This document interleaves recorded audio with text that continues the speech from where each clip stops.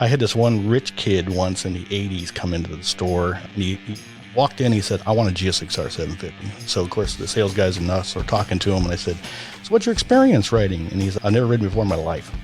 I was like, okay, I do not recommend this bike for you. And I was trying to get him on a little GS 500 at the time, and he was like, absolutely not. He wanted the fairings and the plastic and the cool look, so we talked him into a Katana 600. Within a week, he came back in, he had laid the bike down. Luckily, he was okay. He had $2,500 in repairs. They were jokingly basically saying, well, I'm making some more money off him, but in a hard way, which you hate to see. Then he came back a month later, laid the bike down again. He had both arms in cast, straight out, and it was like another $3,500 in damage. So you can see if you jump into something too powerful, too fast, without the training, it can bite you.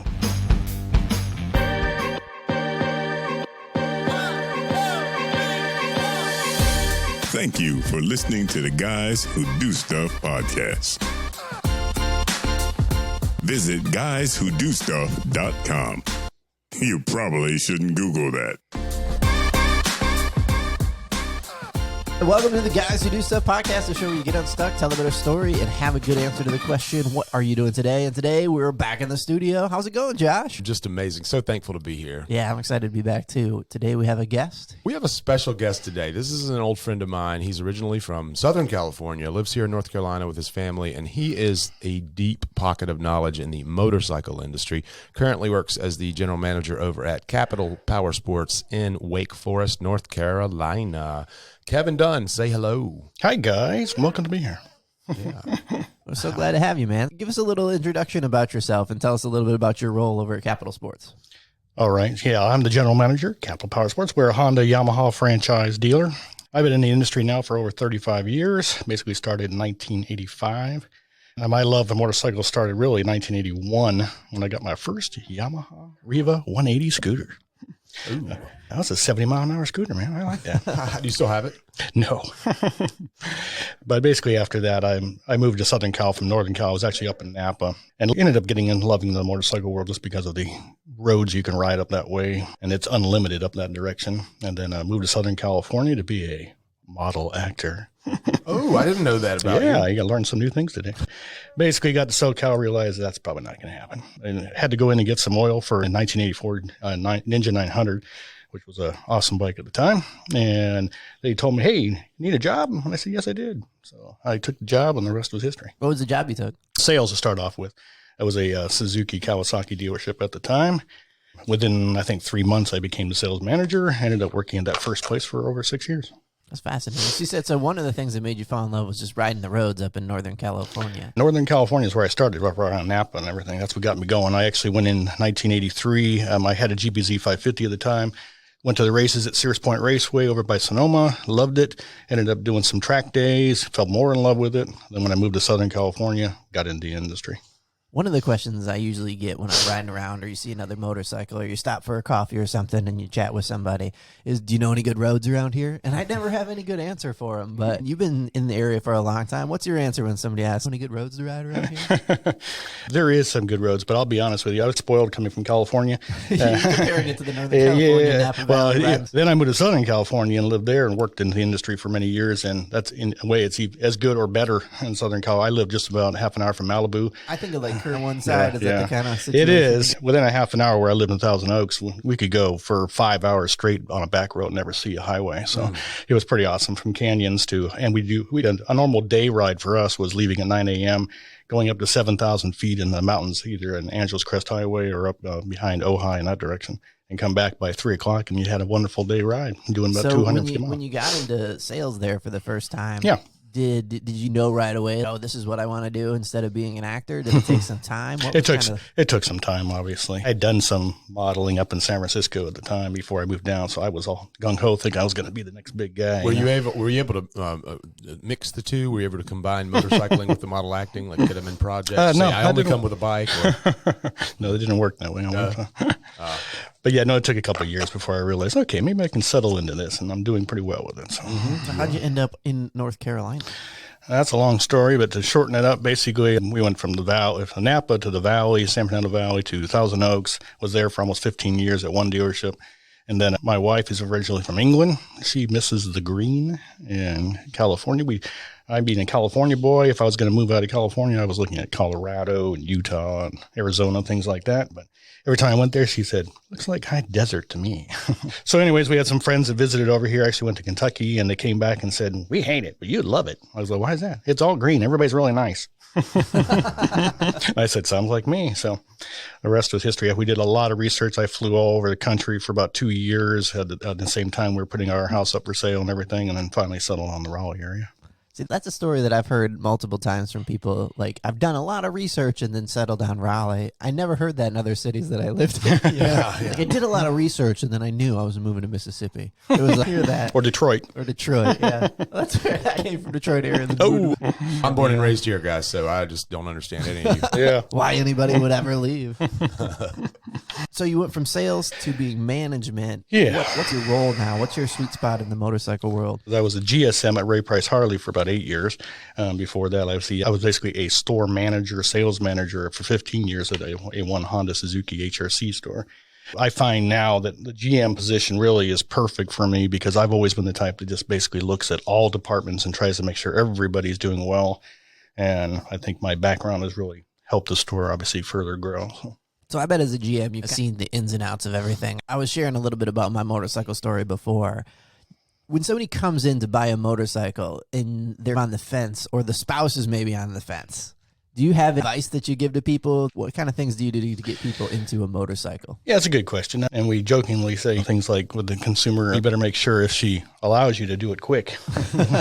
But I was telling him my story about how Lori said I could buy one, and I was like, 2 hours later, I had one picked out, and you were ready to go do it. He's like, that's good advice. That's you never want the mind change. Like, I dropped everything and said, let's do it now, Joe. Yeah.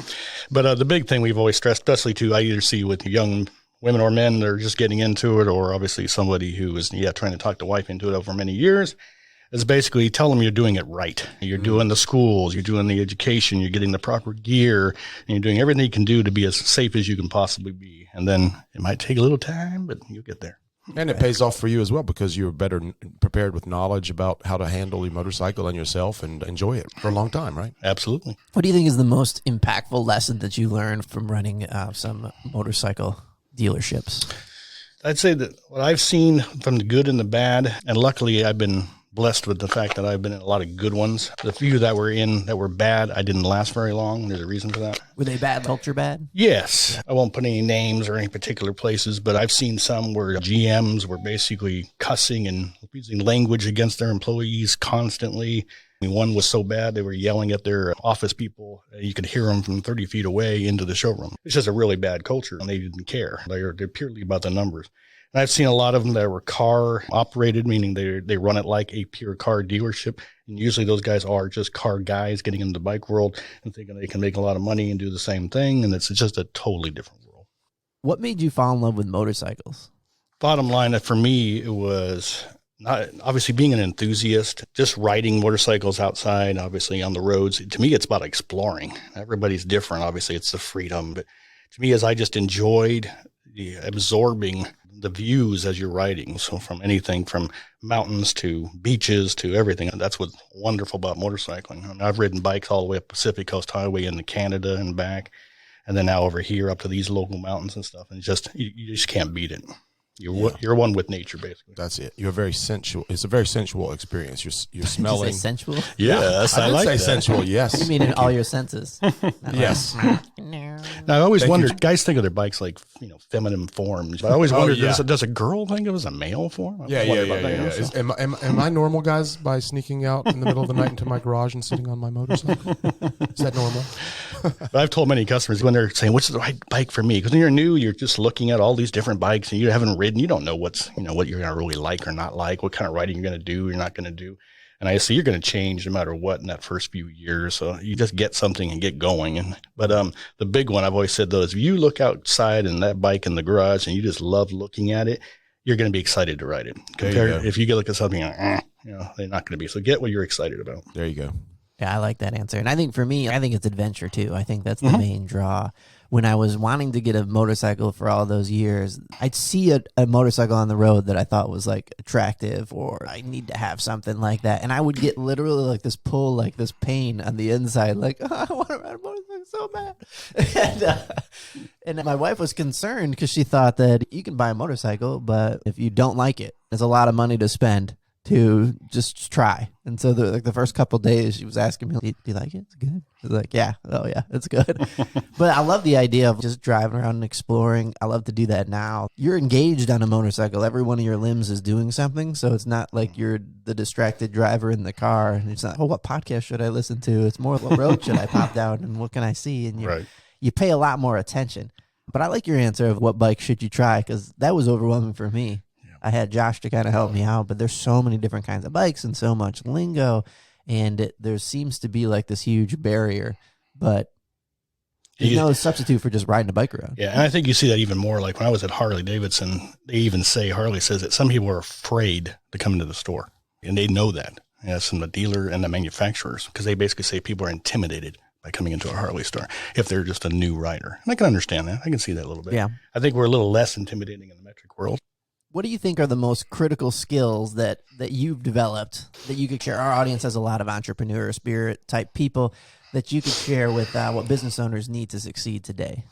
I basically say don't overthink it. I think a lot of business owners basically try to analyze every little penny, and that's just not realistic. You got to get back to basics. Make sure your business is clean, professional. Invest in your staff, both in recognition and wages. Offer them the ability to make more if they do more. Think as a customer, what they see and experience. I know a lot of owners that will walk right by, or GMs basically, and walk into their store and wonder why they're not selling this or selling that, and they're not even supplying the unit or presenting it or having an employee that knows anything about it. So it's common sense, and it's back to basics, basically. I say bring back the customer experience. That's been a big one. There, I'll say Harley pounded that into me pretty good because they're all about customer experience. They get a lot of that information from Disney. I've actually had the privilege of being in a couple of seminars with people doing some Disney training. It's so fascinating. Yeah. Harley actually paid them to be at our dealer shows and do training too. So good stuff, though. But make it a show, and then be involved. Put the right people in the right position to succeed. One thing I liked too when I was at Harley, and I've incorporated in this store, is this: if you got a good employee but he's not working out in a particular position, try to find a new position that might work better for him. I like keeping my people and keeping them happy if I can. And, of course, watch expenses and make it fun. Yeah, that's a lot of good advice right there you packed in there. Sure is. You can always press pause and rewind, people, and listen to that again. Thank you, Kevin. I was curious with COVID and everything that went on so far this year, 2020, please get over soon. I feel like we're towards the end. Yay. Yay. I hope we don't look back and be like, oh, dumb us, like we just wanted it to end and then next year. But it's going to be, I'm going to be optimistic. But my question was, around COVID and everything, did you find that motorcycle sales went up? People's desire to be out and ride went up? And did you feel like, because motorcycling is like the ultimate in social distancing, you put on all this protective gear, you get on a one man or one woman machine, and you just go out and try to stay 6 feet away from everything, really? Yeah. Yeah, that was a shock really for us. You know, here it was late March, I think if I remember right. Now all the fear was coming out. Early April, I actually even had to close the store for a couple of days. I had fear with the employees, probably about a third of them wanting to take their 2 weeks PTO just to stay away from what was going on. And so I was like, oh, what are we going to do here? So I basically reduced our goals down almost 30% of normal, thinking it was going to be a really bad month. I ended up talking to the crew that was left and said, hey, let's just do our best. We're a one-man armies, but we'll make it happen. We ended up doing 60 units that month. Normally we do about 80. So it wasn't bad. So I was like, okay. With a skeleton crew, like how much was your staff diminished? Like 50%, 30%? 60% probably. Really? Okay. Yeah. And we had a interesting thing where what helped us a lot is a lot of dealers right around the beginning of March, actually, no, beginning of April, basically had to put orders in for both Honda and Yamaha for usually units that come out within 60, 90 days. And at that exact same time, all this stuff was going on. So a lot of dealers panicked. They didn't order. They're worried, okay, I'm dead in the water. I'm not open, or I'm not whatever they're going to be doing. So I don't want any more units stuffed into my inventory, which you can understand. I didn't look at it that way because like a lot of people, I thought this was only going to last a couple months. So I figured I'm still going to need the inventory. So I just did my regular orders, basically stocked up, thinking, okay, if nothing else, it'll take off after it's all over. The good news is it never really slowed down. May came around. Like I said, we did, I think, about 70 units. June came around, we did about 80 units. July came around, we had a record month of 110 units. So it was just going like gangbusters. The only thing, by the time the end of July came around, we basically started to lose all of our inventory. And the factories weren't restocking because they were closed down for 4 to 6 weeks in production. So that started to slow down then. But we still did really well, and we've still been running around 60, 70 units a month. And we were number one for Yamaha in the Carolinas in July. So I can't complain. Yeah. That was one of Josh's early speculation that motorcycle was not going to be affected. And I'd heard a couple of things about inventory being down and describing that challenge that you were saying. Even in anything on two was bicycles. Like you couldn't find a bicycle on the rack anywhere. And I imagine it was very similar in that industry, right? Nobody decided to order. They thought this isn't going to be a thing. And then it starts to affect the factory side. Is it getting better on the factory side? Can you get the bikes that you need now? It's starting to. Yamaha's starting to catch up this month. Honda's still pretty sad, but by next month, we get like 100 units released, so it'll start to really catch up next month. Right. But yeah, it's good to see. So when you see somebody come into the dealership, think back to maybe your sales days, or you're just seeing somebody wander around today, and they're on the fence. You can just tell they're on the fence. What are some of the things that you might help that person understand to help them make the right decision for them? Because maybe not everybody should be riding a motorcycle, right? You're right. Yeah. But what kind of things do you tell people? Basically, but we get back to the basics about how much fun it is to ride. And like I said, doing it right, about wearing the proper gear when you do ride. Don't make like some of these guys in flip-flops and shorts and beanie helmets while they're out riding their motorcycles in the twisty roads. It's just not smart, or in traffic or anything like that. I see that, and I don't want to stereotype, but I've never seen somebody like 40 and above do that. I've only seen young people, like you're talking like 18 to 25, riding around in their T-shirts and shorts. Yeah, you're probably right. I do see an exception with some Harley riders that are a little more casual. Shirtless. Or just shirtless with a vest. Is that safety? Yeah. Is the stereotypical Harley Davidson rider, is that changing? It's constantly changing, actually, and they're having a tough time right now in that industry. I said I've been a consultant for years, too, on the side. And they're trying all kinds of stuff now. I've seen electric bikes, like the kind you ride around, and four-wheelers and stuff that's coming out from Harley. I haven't seen the four-wheeler, but yeah, bottom line, Harley's got a tough time. They've got an aging out buyer, a core buyer, and they know it, and they've been trying to. The last CEO was pushing hard to basically come out with a lot of new stuff that would attract a younger rider. And I think he was on target to do that. The problem is they diversified themselves too much, trying to be in India and China, and it cost them, and they weren't doing the numbers to pay for all that. So then that CEO's out, the new CEO's in, and he's all about going back to core, which I can't blame him, because that's their core business is the guys that are buying. But the problem is those core buyers are the ones that are aging out. So I think they're putting their head in the sand, and I worry about them. I don't want to see them turn into a Briggs and Stratton situation. So when you're talking about that fun of riding, how do you describe that feeling, Josh? Like the fun of riding? It's a zone you enter into, and it's best entered into when you're not stressed or pressured or in a hurry. Yeah. And you're prepared, and I find that if I start with my mind an hour, 2-3 hours before, and I start the serotonin starts to release when I start thinking about it. And then I go and I prepare the right socks and the right pants, and I lay everything out. And I know that from head to toe, I'm covered and protected and feeling good.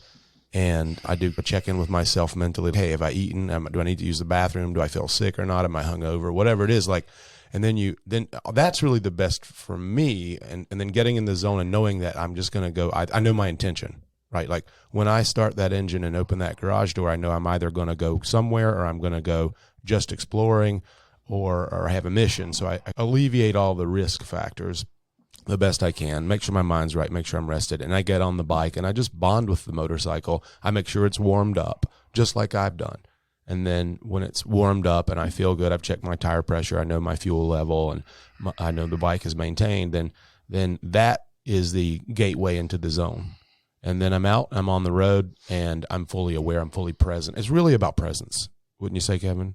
I mean, yeah, exploration and presence. Yeah, to me, I mean, being prepared like anything is fantastic. And I'll admit, over the many years I've been riding, I've times where I probably wasn't very well mentally prepared, but at least usually within 10, 15 minutes into a ride, you get in the zone. Yeah, you get in the zone. You can zone everything else out, like he says, and it just helps get your mind off everything else that's going on in your life and you're having fun again. Yeah, and the zone doesn't mean some transcendental experience. It really, back to what I'm saying about presence, it's really about just being being alive in the moment and taking in the beauty of the world, really. And that really helps, especially with the negativity and the news and the disasters and the fighting. It's a place to go. I like your analogy of presence, because somebody asked me once, again, I'm a relatively new rider, but to explain like why motorcyclists always wave to each other. And I told him it's like you're in this community that everybody else on the road isn't aware of. But when you said presence, it kind of made me think, I think this might be it. Like, we're riding to ride. Like, we're riding to explore. Everybody else is on the road to get somewhere. Mm-hmm. We're doing the thing. Yeah. Like, we don't want the ride to end. We might have somewhere to go, but this is the part that we were excited about. Yeah. We're on the bike. We're going to the place, but this is the good part. Yeah. It's like being in a car is like you're behind another television screen. It's a rectangle. The windshield is like a television, and you're just taking it in that way. You're consuming knowledge. You're on a text message, but on a motorcycle, you're in the movie. You are the movie. Right. You get to I like that. Smell what's going on. You get to feel what's going on. Yeah. If it's muggy, like, you feel it. Sometimes you taste it if that bug goes down your face. Yeah. You don't want to, but sometimes you do. You feel it if it's raining. It's not the same experience to flipping on the windshield wipers. The boob tube. That's good. Let's talk about that community thing. Everybody. I've only had one person not wave, and again, it was a young person. I'm not like an old curmudgeon guy, like those youths, the street youths. But I've only had one person not wave at me. And the other day, I pulled up at a light, and this gentleman in a BMW pulled right up next to me, and we talked through the whole light, which is something you don't do on a car. Yeah. You know, we talked about the bikes, talked about the weather, it's a good day to ride, etc. But there is a sense of community among motorcyclists. I feel in part we're like one of the few people on the road paying attention. Like, I see you over there. Like, we're always looking. We're driving defensively. We're actually paying attention to what's going on. But I think it's probably more than that. I think it's a little bit of, like, we know a secret. It's almost what it feels. Hey, you know too. Yeah, you know too. Yeah. The guy who doesn't wave is like he doesn't know yet, or he's not in the zone, or he's looking away. So. Yeah, well, either they're looking at you like, "Wow, I'm so jealous," or they're looking at you like, "You're nuts." Yeah, I've had a couple times where I saw somebody and I couldn't wave because I was like in the middle of a turn and I needed the clutch and I felt bad. Like, I should. You could do the nod, Joe, just a slight nod. I nodded. Oh, you nodded. Yeah. It's good. It's good. Yeah, we understand. Oh, he's in a turn. Yeah. But why did the wave come about? Like, do we know who started? Who knows? Yeah, I'm sure it started a long time. I remember when I was in the 80s and I was just leaving work and going down this one stretch in the San Fernando Valley, and I didn't know my finance girl had left work and was following behind me in a car. And basically, when I got to work the next day, she says, "How come all you guys wave at each other?" Right? I was like, "Oh, I didn't even notice." And just so those of you who don't ride, the wave is a 45-degree angle below the handlebar, usually on the clutch side. Yeah, usually 2 fingers out. Yeah. It's a little bit of peace sign. No. Wave any way you want. Yeah. Just don't wave above the handlebar, whatever you do. I've never seen variations of the wave, but maybe I should try just one day being like very like effervescent. Like, chances are they will not wave back. I'd just be like a head down. He's on a Royal Enfield. He's probably from India. That's right. They understand. That's what my brother used to do. And I remember when I was young, go to an amusement park, and you always got that mom trying to wave at the kids or something. He'd always be waving back, and I'm like, "Hi." They'd be looking at her like, "Who the hell are you?" Or the kids in the back seat of the stoplight, and the window rolls down, and they wave. That's always special. Yeah. The puppy looks at you. Yeah, it's the one thing I loved doing I remember my kids when they were young used to call me the Power Ranger, because I was wearing, obviously in California, I was wearing full 1 or 2 piece suits and red, white, and black and helmets and everything else. But I loved riding by like a kid SUV with a bunch of kids in it, and I was just sitting there looking at them and going like this, a little short wave, and the kids are just like, "Wow, that's so cool." I'll tell you, like, driving around, you paying attention to everything. Kids love motorcycles. Nobody else cares. That surprised me. Right. Like, I would have thought other people would have, but they don't even see you. Yeah. They don't even break from what they're doing. The only people that do, I secretly think, oh, he wants a motorcycle or rides a motorcycle. Yeah. But nobody looks at you. It's not the thing like I thought that would happen. Like, you pull up and you're next to somebody and they all look at the motorcycle. Nope. Doesn't happen. Not very often. Is there a favorite storefront in town you like to ride by, Joe, and look at yourself in the reflection as you go by? No, but the couple of times I just in downtown Cary, you do see that. Oh, that's a great place for unfortunately, so many of the windows got broken out in downtown Raleigh. Yeah. Or down in Raleigh. Yeah. But not Cary. There you go. Well, it's funny you say that. I remember going, like you said, those little things when you're riding that you never forget. And I was in Santa Rosa, California, and just going through their downtown, and they had a building that's like mirrored glass, and it's angled down. So when you're riding by, you see all of yourself on the thing. I still remember going, "Oh, that's so cool." Yeah. Out of all the motorcycles you've ridden, what's sort of your favorite style, Kev? Even when I was younger, I've always been a sport rider in general, but I was still smart enough to know I wanted something comfortable. So even when I had sport bikes, I always tried to make them more comfortable with higher bars and seats. But so in general, I guess I'm a sport touring rider, but nowadays I'm more of a roadster / adventure bike, naked bike type of fan.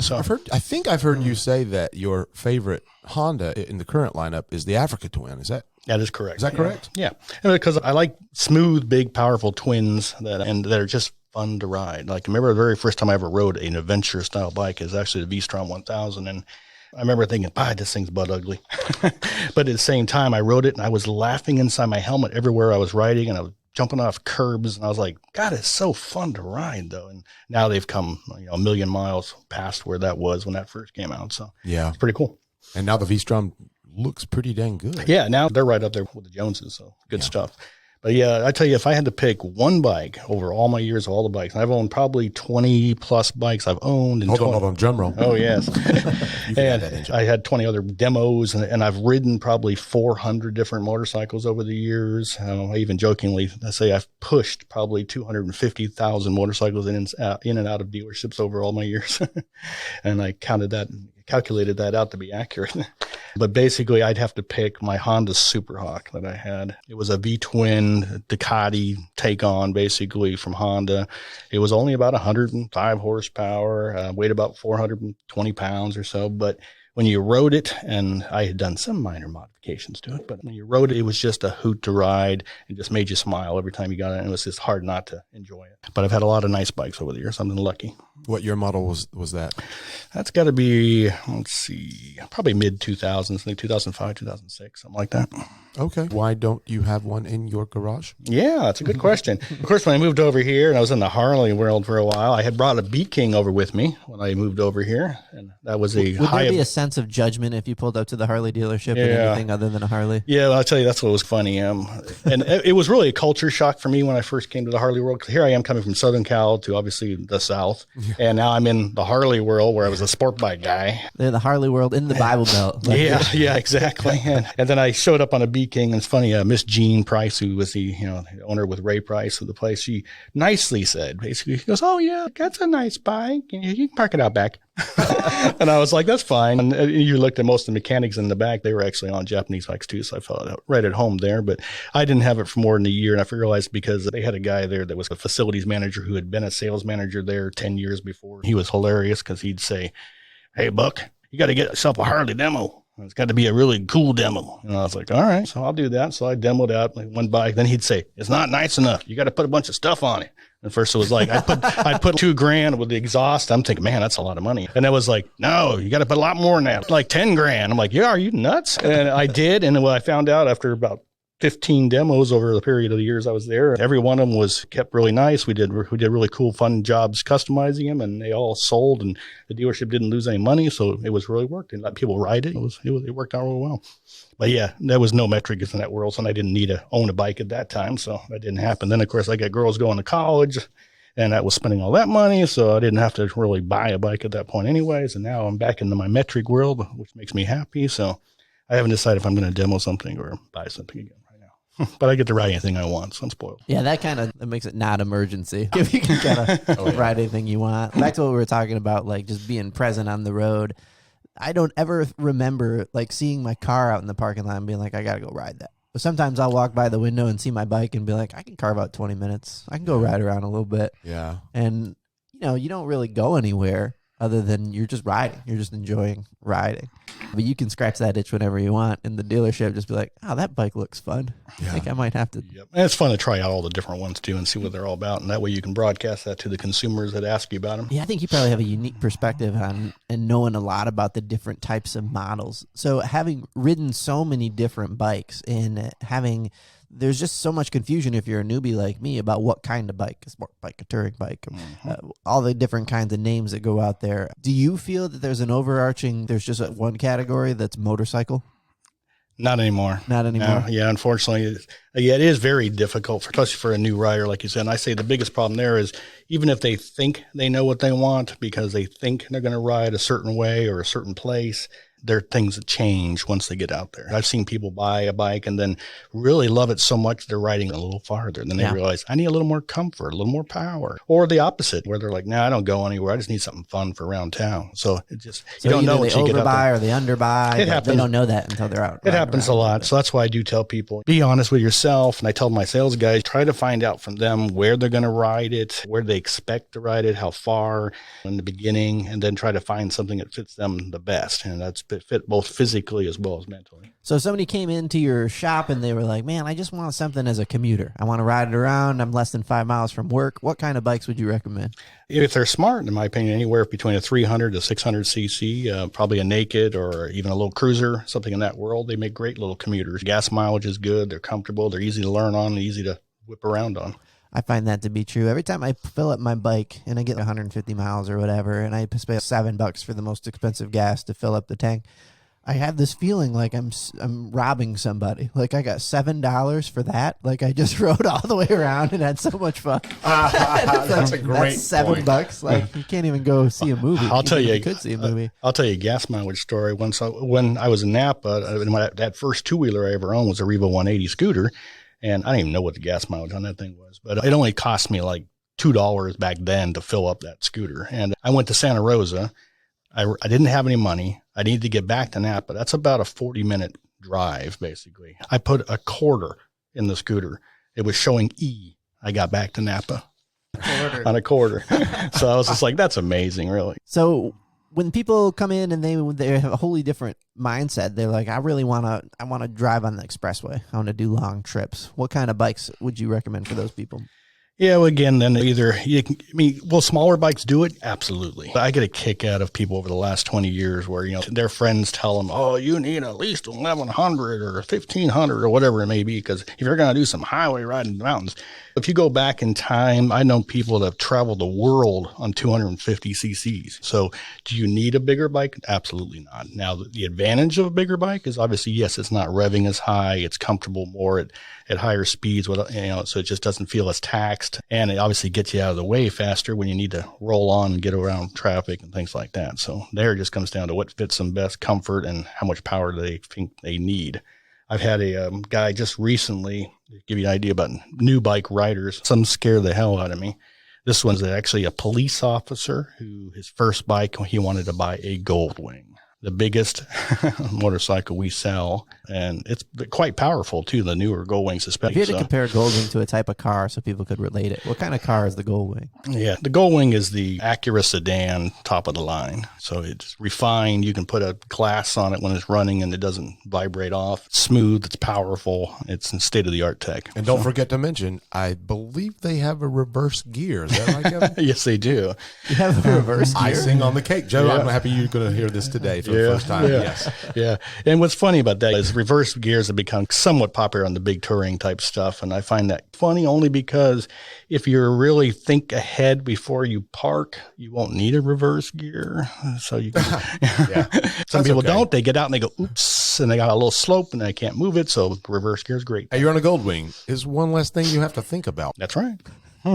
How do you get to reverse gear? Like, I hope it's not like down and next, because I'd be accidentally shifting into reverse. I feel like would be a problem. Is it below first on the left switcher? Or what? Yeah, it's basically using a starter basically as a generator to do a reverse gear. So if it disengages the main, it goes to that. Oh, good. So it's something else. Like you trigger it other than just with. You can't do it by accident. No.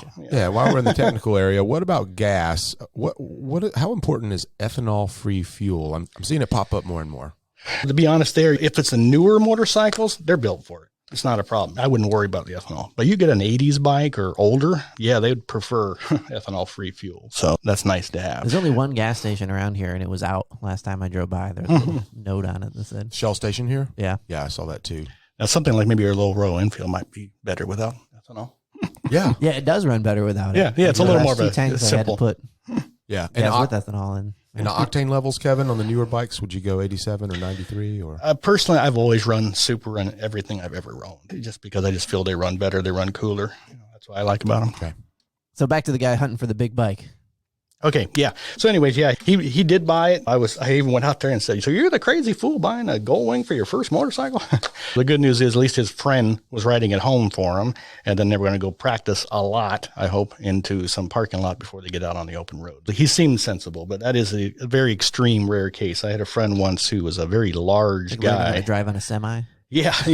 I had a friend back in the 80s who was a very large guy, and he didn't have a choice. I had to sell him a Ninja 1000 at the time because he didn't fit anything else.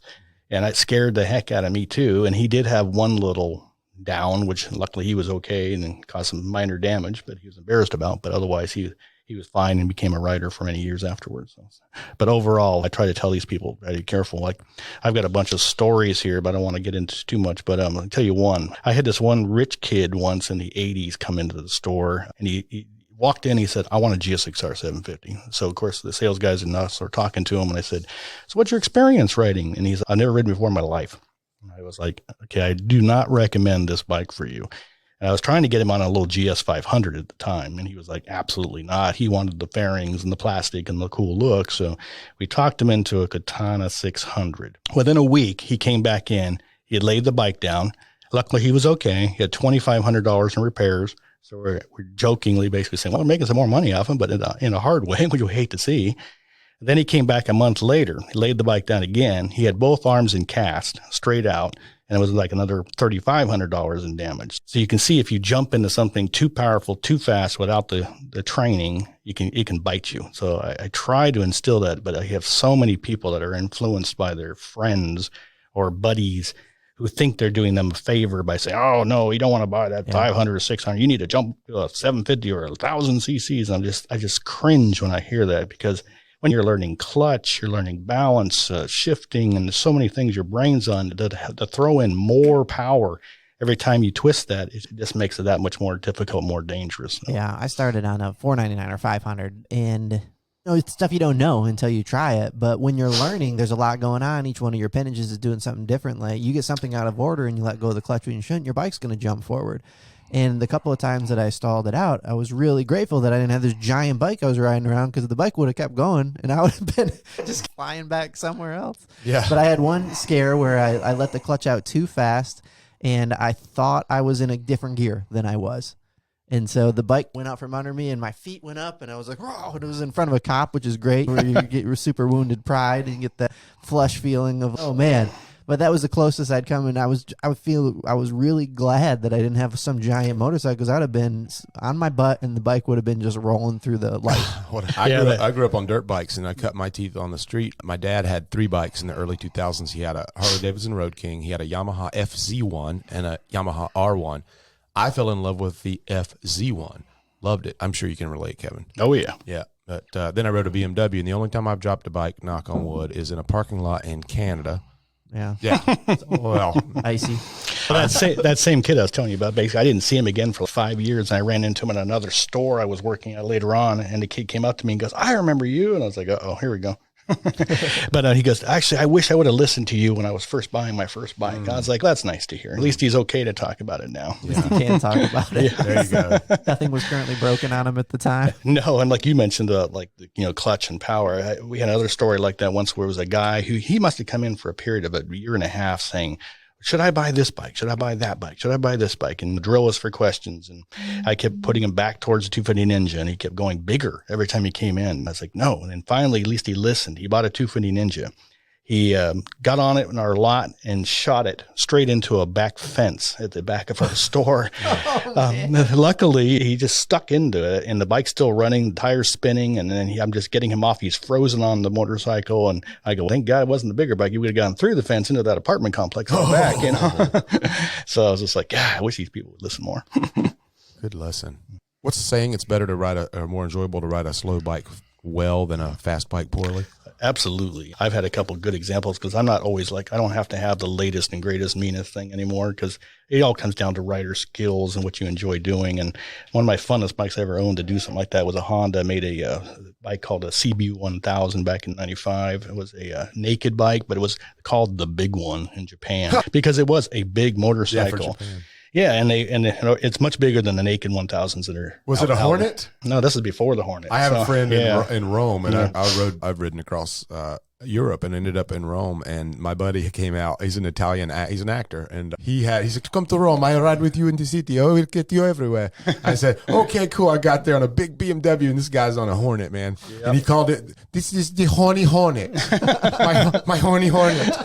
He rides around Rome on the horny Hornet. Yeah, and the Hornet, that's the same kind of, but smaller, lighter, shorter wheelbase. So anyway, but the CB, I'd ride it just as fast as I rode any bike, and I'd be with guys on GSXRs and all raced out, and they're like, "God, how do you keep up on that big fat thing?" Yeah, the closest bike I can relate, because I enjoyed the Triumph Speed Triple for a while. And that body style with that torque is manageable if you know what the heck you're doing. But that's a fun bike. Yeah, I've always said, as long as you have decent ground clearance, sticky tires, and at least to me 100 horsepower, and I'm thrilled. But you can even get away with 60, 70 horsepower and have a lot of fun. So. Oh yeah. All right, so pause in the storm. You were dreaming about riding, right? I was actually thinking about stuff. Yeah. All right, so I like to ask this question because I like to hear a little bit about some reflecting back from our guests. So if you could borrow the DeLorean from Back to the Future, you could Marty McFly your way back into the past, but in this weird scenario, you only had 60 seconds.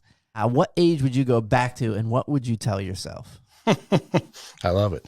Let's see, what age would I go back to? I'd have to pick right around 21 and basically tell myself to settle down, be a little more careful, and invest in the future a little more. Do you think 21-year-old would listen to you? Maybe not. That's funny. Man, that's awesome. So we talked a ton about motorcycles. If this was something that you're thinking, oh man, this is something I've been meaning to check out, where can they find out more about you, Kevin? I appreciate that. Yeah, we're at www.capitalpowersports.com. I also run obviously our Facebook page you can find us on. And I also have a website called, through Facebook, it's also Moto Nut. So you'll see that I cover all brands on that just because I'm an enthusiast. So. Moto Nut. N-U-T. You got it. Sounds like it should have a jingle. The Moto Nut. All right, so can you go into the shop right now? Can you go into the store? You guys are open? Yeah, we're open Tuesday through Saturday. It's closed Sundays and Mondays. Okay. And you can go and you can just go check stuff out. Don't be intimidated. You can just go in. Yeah, please no. We just remodeled our store, expanded it. I know Josh here basically did some drone footage for us. It came out really cool. So we like that. Because you have a renovated place, right? It's like a newly renovated. Yeah, it's like a new place basically from front, inside and out and everything. So it's beautiful. We were very happy with it, and I plan on doing more stuff. We're looking at adding some brands, so we're just going to keep growing. All right, we hope you guys have a day filled with adventure. Thanks for listening today, and we'll see you next time. We love making this stuff for you. You can help us out by subscribing wherever you get your podcasts. Get unstuck, tell a better story, and have a good answer to the question, what are you doing today?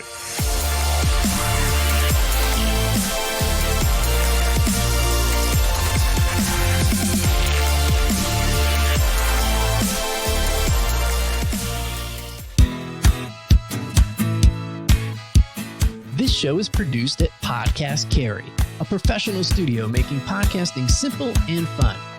Located in Vibe Co-working in Cary, North Carolina. Want to start a podcast to create great content for your business and establish yourself as a thought leader in your city? Go to podcastcarry.com. Connect with your audience. Grow your brand.